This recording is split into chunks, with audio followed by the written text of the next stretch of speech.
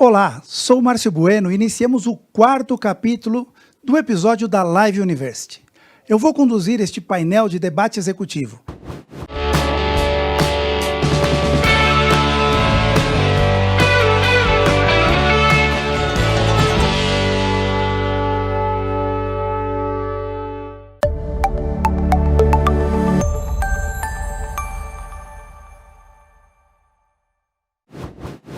No capítulo anterior, você viu o momento beta, em que eu falei sobre Employer Branding e Employee Experience. Neste episódio, nossos convidados vão compartilhar experiências e conhecimento e tenho certeza de que você vai gostar. Temos Diógenes Carvalho, diretor comercial e marketing da Novitar Alimentação. Temos Flaviana Mioranza, founder da Groove, a aprendizagem corporativa. Como participantes especiais, temos aqui Henrique Gasperoni e Alex Leite, CEO e diretor educacional da Live University. E como já é de costume, para brilhantar nosso painel, temos a participação de nossos patrocinadores. Rafael Gouveia, fundador e diretor-geral da Nepo. Ana Paula Simões, sócia fundadora e CLO da Software Mental. Fabiana Rosa, responsável de novos negócios da RCE Digital. E Carlito Vieira, Sales Engineer da Netscope, ou seja, um time de primeira, hein? Bom, no capítulo anterior eu citei a frase do Ralph Waldo Emerson. Neste capítulo eu trago uma frase da minha infância que eu odiava e que hoje já não funciona mais. Aquela famosa frase, faça o que eu mando e não faça o que eu faço.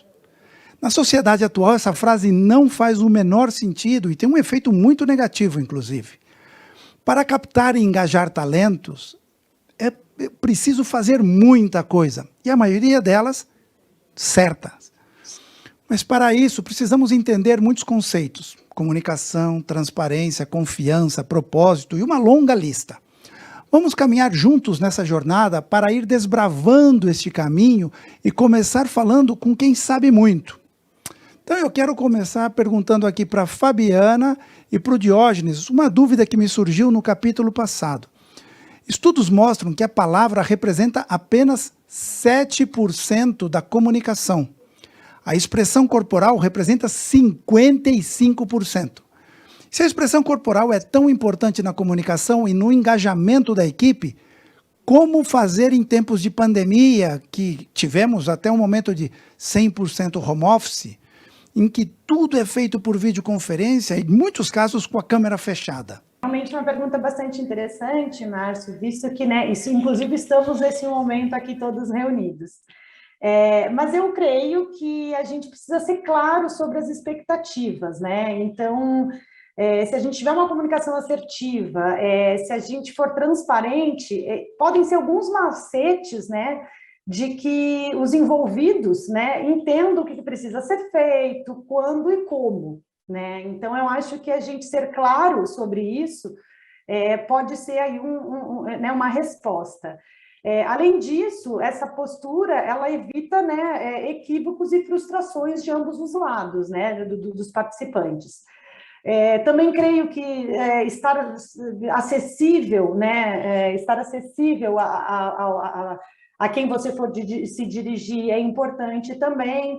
Realizar reuniões mais periódicas, por exemplo, também pode ser, né, um diferencial.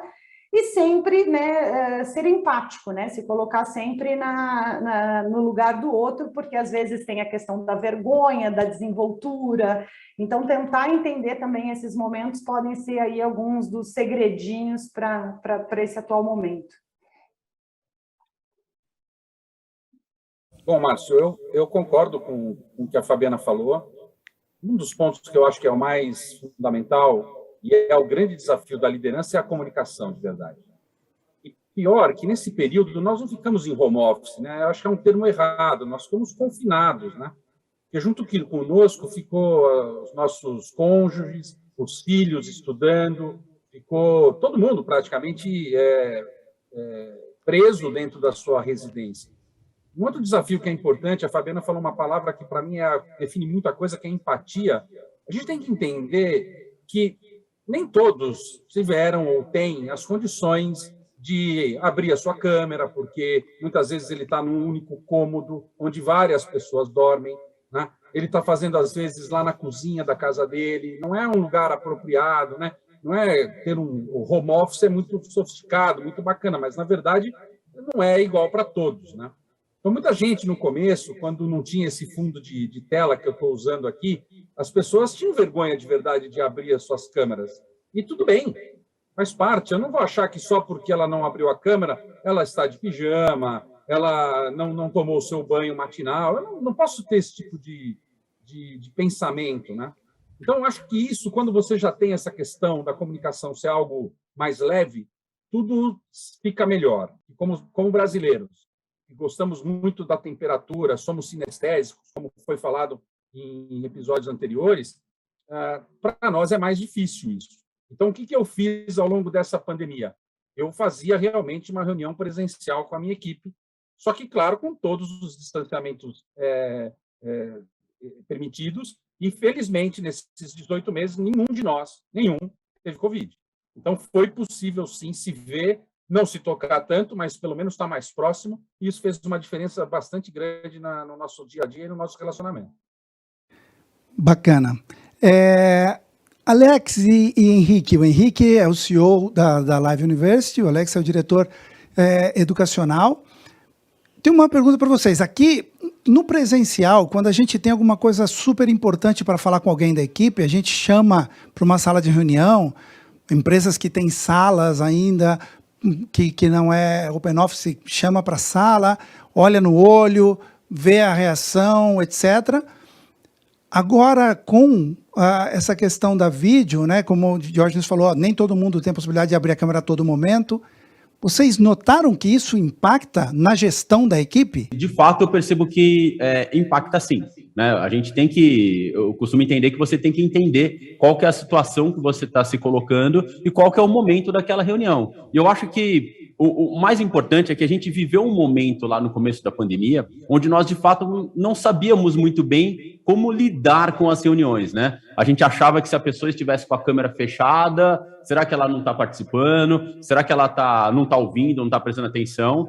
Mas, com o tempo, a gente começou a perceber que a realidade não é essa, né? Muitas vezes a pessoa está com algum problema, está como a companheira acabou de comentar agora, está, sei lá, na cozinha, ela não tem uma estrutura, então a gente começou a trabalhar muito mais a empatia. Então eu sinto que a gente evoluiu, sabe? A gente tem um caminho a mais, uma possibilidade a mais de usar as ferramentas digitais para a gente trabalhar. É isso que eu vejo. O que eu acabei percebendo, né? Que realmente eu já tinha um princípio muito meu, assim, pessoal do Alex, que eu não gostava de chamar para uma sala, para dar feedback, é um negócio muito formal. E na live nós somos informais por natureza, né? Então, ficava estranho, né? Tipo, você está no dia a dia e parece que transferiu isso para o computador, né?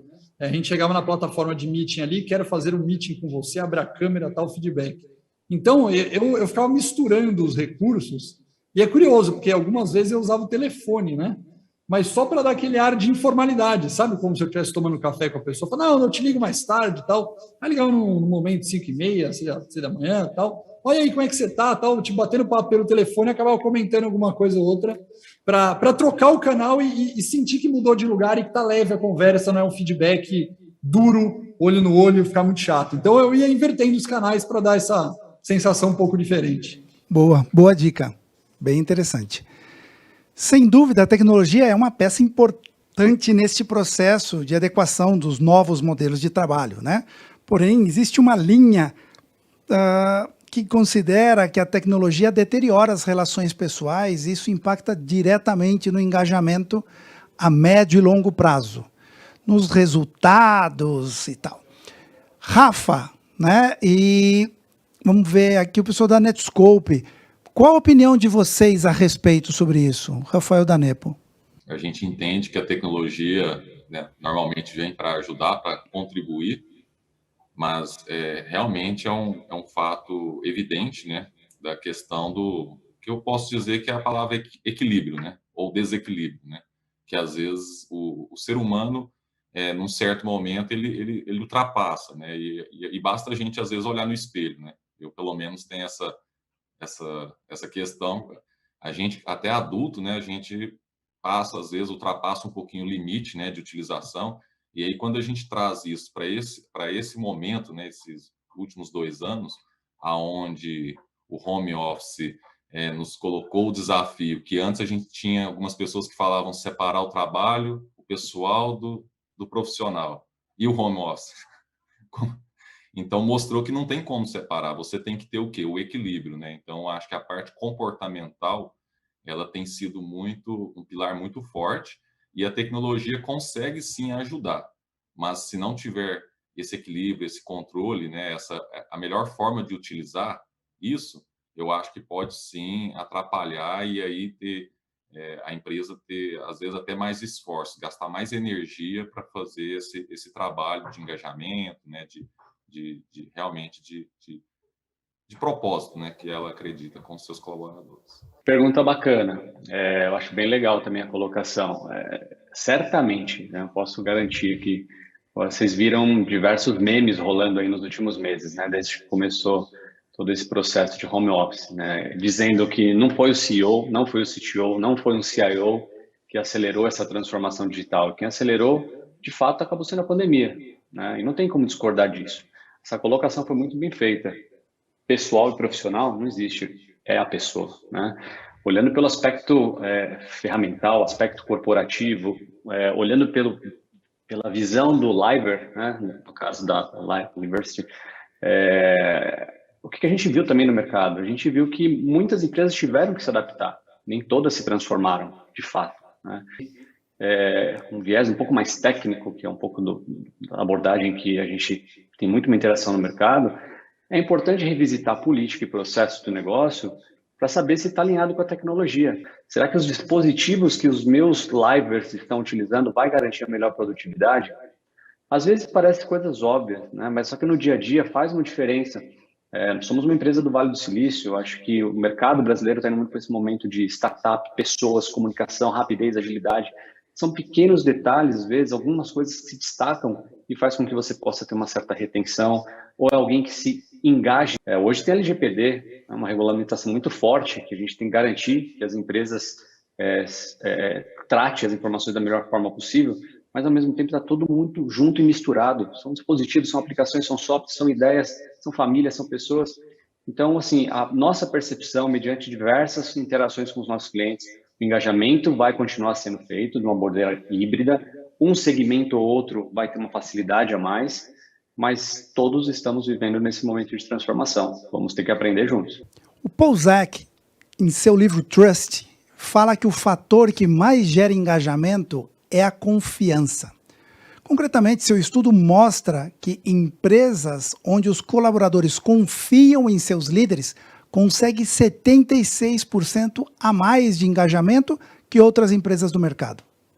Flaviana e Ana, a capacidade de transmitir confiança é uma competência natural de um líder ou ele pode e deve trabalhar isso? Deve ser trabalhado essa competência? Existem pessoas que são mais desenvolvidas nessa competência, né, de ter e transmitir confiança.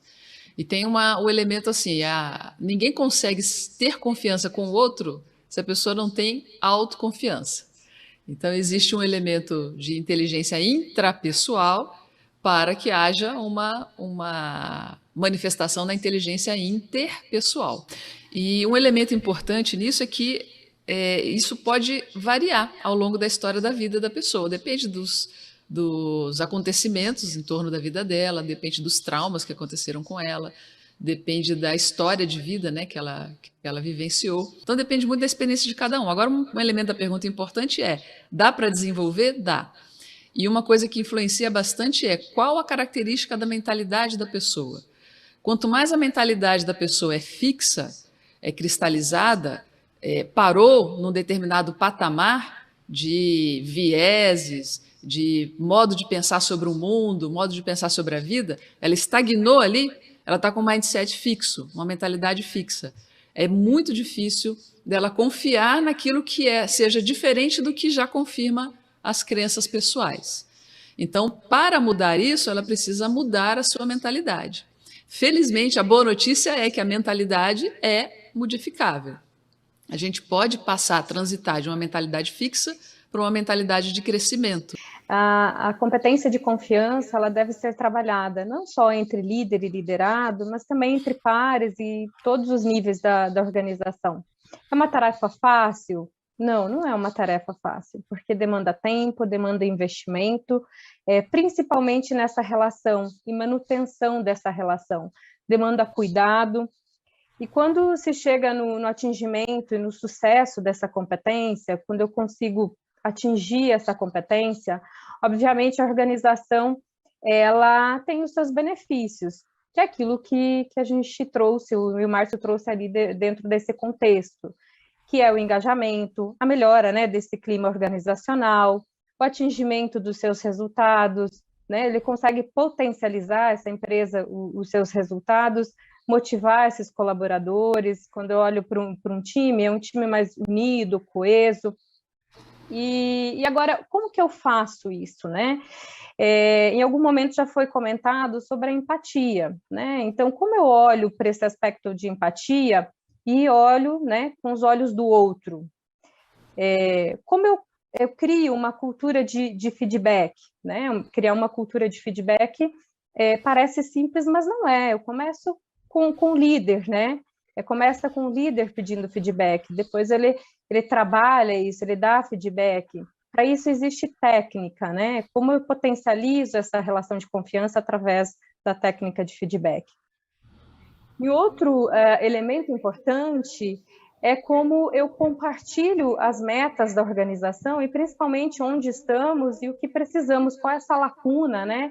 E o que precisamos para chegar dentro desses objetivos e como cada um desses colaboradores, desses grupos, conseguem contribuir dentro desses objetivos, levando em consideração as prioridades da organização, né? O que está dentro do estratégico, como eu desço isso e trago para a organização e fazer com que a organização movimente, né, esses resultados. Alex e Henrique, tem aqui um ponto. Eu contratei, imagino vocês também, durante a pandemia, pessoas e tal. Uma pergunta a vocês. Vocês acreditam que é possível conseguir que um novo colaborador ele consiga entender, assimilar, vivenciar a cultura, aprender a cultura da empresa somente de forma remota? Eu acho que você vivenciar, de fato, todas as etapas da cultura que a empresa tem pré-pandemia e tentar trazer só para o modelo remoto, eu acho que, de fato, é muito difícil, né? Porque, eu vou dar um exemplo na live, né? Nós tínhamos muitas encontros, festas, eventos e ações que nós fazíamos que, poxa, nós adorávamos estar com toda a equipe junto, reunido, conversando, batendo papo, ouvindo e entendendo de fato o que cada um estava sentindo tal no dia a dia. E você, a partir do momento que você está totalmente remoto, esses momentos acabam, eu não digo que se perdem, mas são diferentes, né? Então, o que a gente tenta fazer na prática é tentar estar mais próximo, tentar ter uma sensibilidade muito maior, tentar fazer mais ações para se conectar mais com esse novo colaborador. E tem uma questão que eu acredito muito, que é o propósito, sabe? Se a gente joga, quando a gente fala de confiança, quando a gente fala de trazer uma pessoa para o time, a gente tem que compartilhar de forma muito, mas muito claro o propósito que a gente quer daquela pessoa e daquela área e da empresa que a gente está atuando aqui na live como um todo, né? Então, se a gente deixar claro para ele que a gente está mudando a vida das pessoas, que as pessoas que estudam aqui acreditam que estão apostando parte do seu tempo, da sua carreira, do seu dinheiro, tal, comprando um curso nosso aqui da live, ela está, de certa forma, se doando muito para a gente. A gente tem uma responsabilidade muito grande com a vida dessa pessoa, sabe? E se a gente jogar claro com esse novo colaborador, falar, olha, isso tem um valor muito grande, a gente tem um peso muito grande de responsabilidade com esse aluno, a pessoa começa a entender, e aí ela começa a fazer parte desse nosso propósito e começa a enraizar um pouco melhor a cultura. Bem, a Tecnohumanização acredita em ações genuínas. Por isso dizemos que para uma empresa mostrar-se ao mercado como uma marca empregadora atrativa, antes é preciso ser boa por dentro, de verdade. Porém, A César me remito, hein? Assim, não basta a empresa ser boa, é preciso parecer, né? Como dizia da mulher de César. Qual o papel da comunicação e do marketing nessa missão? Qual o limite de não exagerar na autopromoção e falar coisas que talvez não correspondam à realidade? E aí eu mostro uma imagem para o mercado que não corresponde, eu consigo captar, mas o cara chega e fala, pô, não é isso que me venderam, ou ao menos não foi isso que eu comprei. Fabiana e Diógenes, vamos lá começar, como o Diógenes também está muito ali no dia a dia com marketing e com vendas. Diógenes, você acha, qual é o limite aí? Bom, a pergunta é muito boa. Tem um limite chamado ética, né? Esse eu acho que é o limite. E no fundo, já foi o tempo que você conseguia vender um óculos cor-de-rosa para o teu colaborador ao chegar ali na admissão. Já foi o tempo. E ele poder ver que aquilo não era tão cor-de-rosa demorava um tempo maior, talvez um ano, às vezes. Hoje, ele sabe que você está pondo um óculos cor-de-rosa nele naquele momento. E no tal on-board, que agora é uma novidade, porque para mim sempre foi integração, mas a gente precisa ficar falando inglês o tempo inteiro, a integração mostra hoje que na primeira semana, no primeiro dia, tudo aquilo que foi dito pode ir por água abaixo. E aí não tem coisa pior do que você descobrir que você foi enganado no processo. Então, o Henrique falou muito bem, a questão da transparência, da verdade, né? Eu acredito que só o comprometimento só vem com o conhecimento. E o conhecimento ele tem que ser integral, não dá para ser um conhecimento pela metade. Então, não dá para a empresa fazer marketing, como a gente já ouviu falar no passado, do marketing pessoal, em cima disso, porque é muito importante ela ter conhecimento de que vai dar problema. Mas eu acredito também que é saber esses limites éticos, né? Então, assim, o que a gente usa para se relacionar em sociedade, a gente deveria usar para nos ambientes virtuais, né? Então, assim, guias de boas práticas de marketing pessoal, de exatamente a questão da reputação que está tão em voga hoje, né? Na questão da reputação das marcas. Então, você tem um discurso na qual você não só se apropria dele, mas você veste essa camisa realmente, né? Então, passa por várias coisas que a gente já conversou aqui. Então, novamente, concordando, né? Reafirmando Diógenes. Então, ser transparente e verdadeiro, transmitir essa confiança, né? Vestir mesmo essa camisa, né?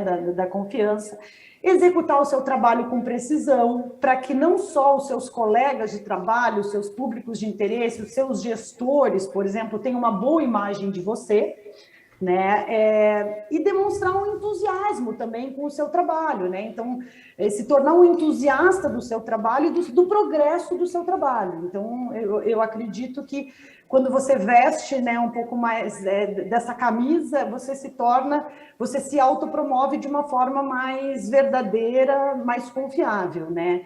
E o contrário também é verdadeiro. Assim, quando a gente quer isso na autopromoção, a gente também deve fazer isso. Então, elogiar os trabalhos dos meus colegas, elogiar um trabalho de uma concorrência que às vezes leva por uma questão, né, sei lá, ganhou da gente, entender também o porquê. Então, também trabalhar com o elogio, né, trabalhar né, reconhecendo o outro, eu acho que também vai fazer com que você se autopromova bem, né, com bastante sucesso. Então, eu acho que cuidar um pouquinho desses pontos seriam importantes para esses limites. Vemos empresas com o ponto, sabe aquele livro de ponto e tal, não sei o quê, que lançou o serviço recentemente via WhatsApp, né? Por exemplo, ou o MyWork, que permite os colaboradores registrarem um ponto via web, porém exige uma foto para comprovar que ela foi batida no horário e no lugar certo. Até onde isso melhora a experiência do colaborador? E a partir de que momento isso invade a privacidade do colaborador? Eu acho que, até mesmo antes de entrar nessa questão, né, eu acho que o primeiro ponto é tentar ao máximo ter o bem-estar do funcionário em primeiro lugar e, ao mesmo tempo, voltando à questão da política, um processo bem definido, né, uma vez que a cultura permita. Eu acho que vai trazer, sim, um bom equilíbrio. Isso vai trazer aquele sentimento de pertencimento, né? E até mesmo o próprio ambiente no qual ele está, ele vai saber quando ele está tendo ou não a sua privacidade. Tudo vai depender do quê? Não é a questão do viés, acho que é um ponto que foi colocado, mas não, é o pertencimento. Se ele sabe que aquilo faz parte de um processo, a interação que nós temos com os clientes são intensas. Concordo bastante sobre a questão do propósito, né, que foi comentada pelo Henrique, só que a colocação do Alex foi perfeita sobre a questão da cultura da empresa. Se a empresa nasceu assim, excelente. Eu trago uma experiência particular, assim, dentro de três anos na Netscope, uma empresa americana, funcionário número 1 do Brasil, número 500 do mundo, acho que fui 2 vezes no escritório, né? Então, hoje a gente tem 25 pessoas no time, Brasil, mais de 1.500 no mundo, e toda a interação sempre foi feita de uma maneira remota. Precisa ser feito de uma maneira mais criativa possível, a gente precisa seguir de uma maneira que a cultura se permita. Realmente é o propósito da empresa, né? Tem que entender esse propósito.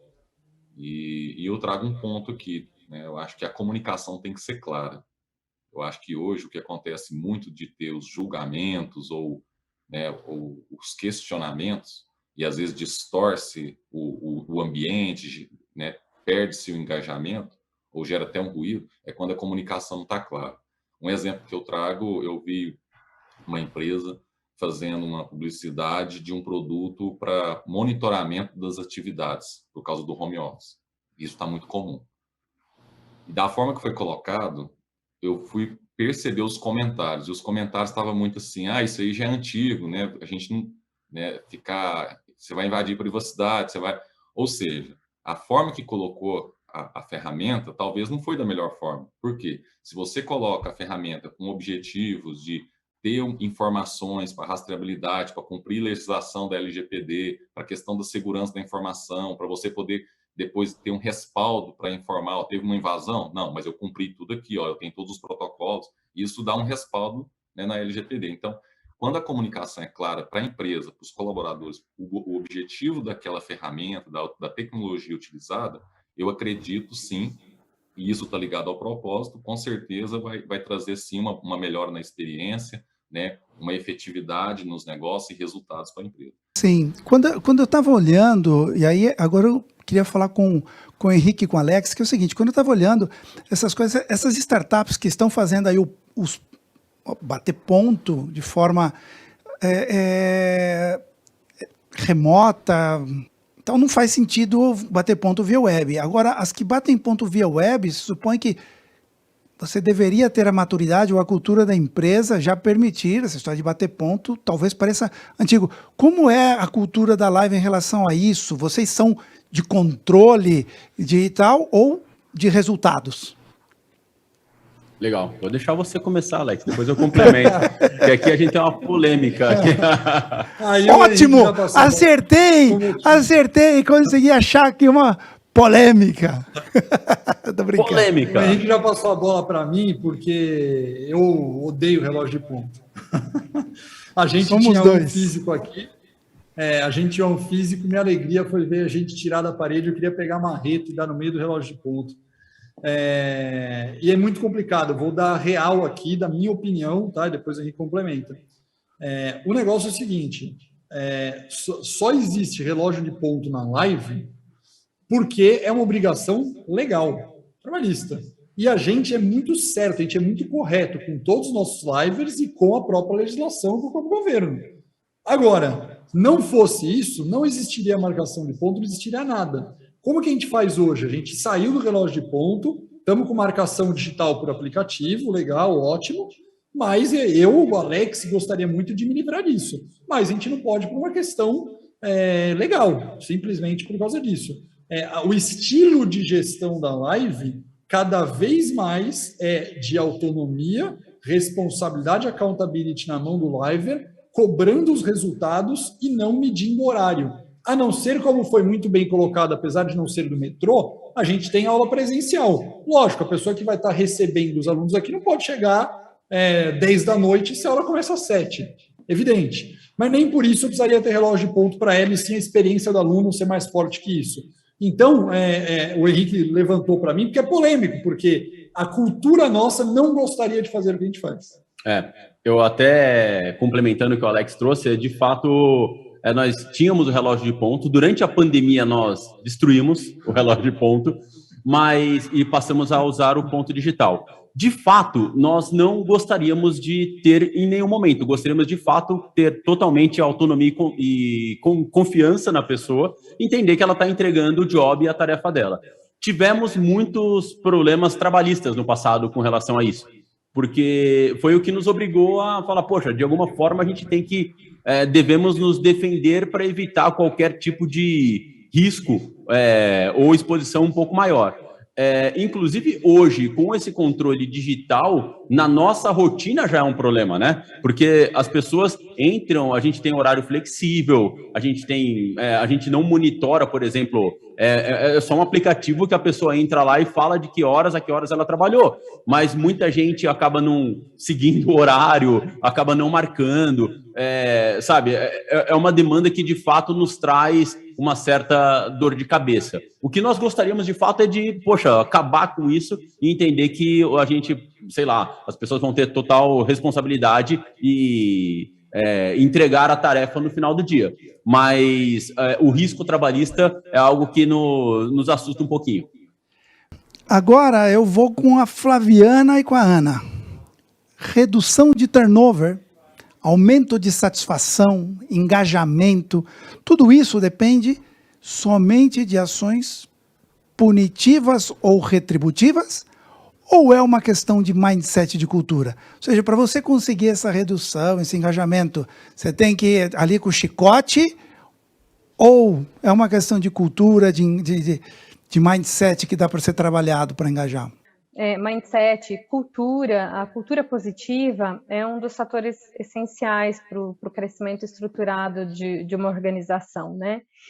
E é interessante que quando esses valores eles são claros e os colaboradores eles entendem isso internamente, é muito mais fácil potencializar os resultados ou até mesmo diante de uma crise recuperar, né? E quando a gente fala de cultura, quando existe uma cultura sólida, muito bem estabelecida, ela não só contribui com a retenção dos talentos, então, com esse aspecto também de turnover, mas também com o engajamento, e um ponto bem interessante que o Rafael trouxe, também contribui quando eu quero atrair novos talentos para a organização, né? Ele já pesquisa antes, ele já quer entender daquela cultura, daquela organização, e se de fato ele quer fazer parte daquela organização. Então, dentro da minha experiência, mostra que a cultura ela é um fator essencial, seja para atrair, seja para reter esses talentos, e ter um clima um clima organizacional aí sólido, positivo dentro da organização. Ana? Sim. Uma questão de engajamento que eu acho interessante, eu estava escutando atentamente aí o Alex e o Henrique e dei uma lida aqui no material, né, de vocês, e eu destaquei uma frase aqui que eu acho que pode ser que esteja bem presente na vida de cultura da Live University, que é uma frase que está assim aqui no site. Acreditamos que as pessoas devem curtir cada etapa de suas vidas. E aí eu fico imaginando que havia na cultura, no processo presencial, imagino que devia haver vários rituais que faziam com que essa curtição, essa diversão, esse processo prazeroso acontecesse. E aí, uma coisa que eu acho que pode ajudar muito nesse processo, não só em relação aos alunos, mas aos livers também, né, aos colaboradores, e que pode ajudar bastante no engajamento na redução de turnover, é como trazer esse processo também não só para o home office, porque isso uma hora não vai estar tão intensivo, né? Já está dando para fazer coisas mais presenciais, mas como isso também integrar com a missão mesmo da organização. Isso me fez lembrar, então, uma coisa que é o design de conexões, design de comunidades de aprendizagem, por exemplo. Comunidades para as pessoas experimentarem também, por exemplo, coisas que às vezes pode ser um pouco mais difícil em outros contextos. Em algum momento o Alex estava explicando que os professores e os designers instrucionais e os coordenadores trabalham para fazer um conteúdo e que eles recebem notas e tudo mais, né? e são premiados em relação a isso. Então, a gente tem um lado da premiação, mas também tem um lado assim, quando não é premiado, tem uma mudança do tratamento quando a premiação não é o topo, né? Não é o máximo. Como é que isso pode ser ajustado, né? Como é que isso pode não gerar um efeito contrário, né? E eu acho que uma coisa interessante é criar um espaço de experimentação segura, e uma comunidade pode ser esse espaço de experimentação segura. Por exemplo, eu posso numa comunidade, num design de comunidade de aprendizagem, eu permitir que a pessoa experimente. Como é que eu faço para essa aprendizagem ser mais curtida, mais divertida, mais interessante, mais amigável? Como os alunos podem interagir junto? Quer dizer, tem um espaço em que seja possível experimentar, ver coisas novas e isso não interferir lá na avaliação, poder errar ali nesse espaço. Isso é um negócio que pode ajudar muito no engajamento. Poxa, Ana, obrigado pelo que você falou, de verdade foi muito bacana. E você trouxe alguns pontos aqui que, de verdade, a gente, quando você fala no pré-pandemia, nós tínhamos os encontros, é difícil replicar, de fato é. Para você ter uma ideia, a gente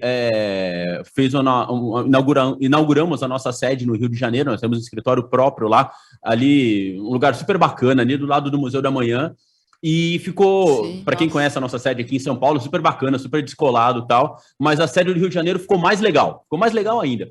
E eu estava comentando com toda a nossa paulistaiada, né, a nossa galera aqui de São Paulo, poxa, o escritório do Rio ficou fantástico. Eles falaram, Henrique, quando que a gente vai conhecer? Para vocês terem uma ideia, a gente alugou um monte de ônibus, colocou todo mundo lá e passamos o final de semana junto lá no Rio de Janeiro. Então, assim, são aquelas loucuras que a gente adora fazer e adora criar esse engajamento e que, de fato, durante a pandemia, foi muito difícil fazer isso. E o mais legal é que a gente simplesmente faz isso porque a gente gosta de curtir cada momento, sabe? É legal ir para o Rio de Janeiro passar um final de semana junto com o nosso time todo. Então vamos! Só que um ponto que a gente tem que trabalhar, que aí eu acho que é um ponto importante que a gente tem que se desenvolver muito, os livers têm que gostar mais de trabalhar na live do que os alunos estudarem aqui. Por quê? Nós tínhamos uma mania ou um hábito muito grande de comemorar muito a nota, a avaliação, o desempenho da performance que nós tínhamos enquanto, como é que eu posso dizer, enquanto desempenho de aula, desempenho de curso, desempenho de treinamento, desempenho dos professores. Só que a gente não comemora muito o desempenho dos livers. Eu acho que essa mudança de mindset, essas ideias que você trouxe de comunidade, de experimentação, de trazer autonomia, eu achei fantástico, gostei muito, legal mesmo. Pessoal, super obrigado aí pela contribuição de vocês. O papo tá muito bom, mas chegamos ao final do debate executivo. É o momento que a gente ouve o e tal. Bom, eu falei, né, no episódio anterior, compartilhar conhecimento é um ato de generosidade e conhecimento é uma das poucas coisas que, ao compartilhar, se multiplica. Eu acredito que todos saímos desse painel melhores do que entramos. Portanto, eu agradeço muito a todos vocês, né? E antes de encerrar, eu gostaria aqui de falar e apresentar, agradecer mais um patrocinador que ajuda a viabilizar esse evento, a Netscope, que é líder em Security Access Service Edge, o SASE. Conecta os usuários com segurança e rapidez diretamente à internet e simplifica as operações para as equipes de redes de segurança, economizando tempo, aumentando sua eficácia e reduzindo o risco de sua organização. Fiquem com o vídeo da Netscope e, na sequência, teremos episódios focando na análise cenário de diagnóstico e tem muito mais por aí. Não percam os próximos capítulos, tá ok? Fiquem bem e até lá!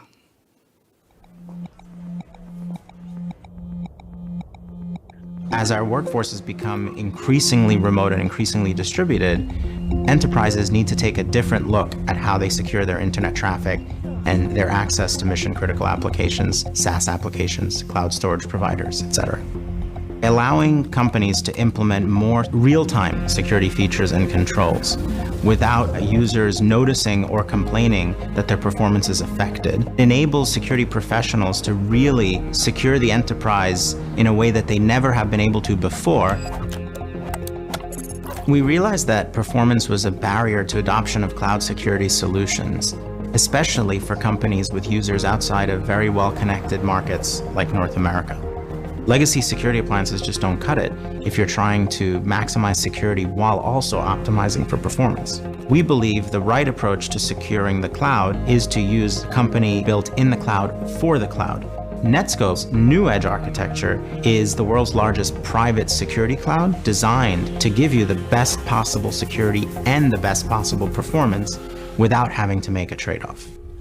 NewEdge is better than anything else out there for a number of different reasons. One is a modern hardware and software architecture very similar to that of hyperscale companies. Collapsed network architecture, decreased reliance on vendor boxes to perform functions like firewalling and load balancing, general purpose compute servers that can take on the role of a firewall or a load balancer or any other piece in the Netskope portfolio. The resources are fungible and therefore more easily made elastic. Another significant differentiator is that we control our own routing. By not relying on cloud service providers for the performance-sensitive, real-time or inline processing of end users' data, we control how the traffic enters and exits our network, and we can optimize the routing in a way that we would not be able to if we relied on cloud service providers like some of our competitors.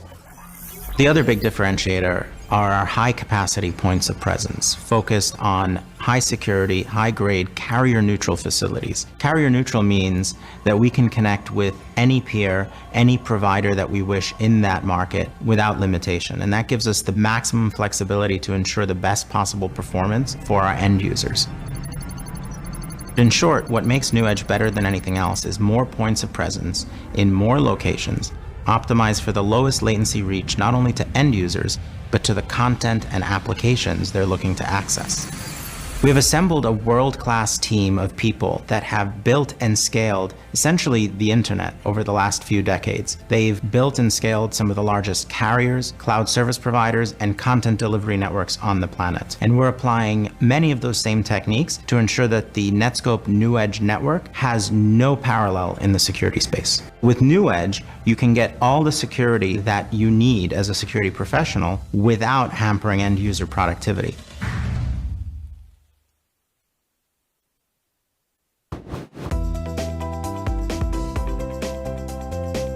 Nepo, transformamos ideias em soluções tecnológicas. Software mental, novo cenário exige pensar diferente. RCE Digital, conectando pessoas com inovação e tecnologia. Netskope, líder em SASE. Este programa é uma idealização e produção BENSK.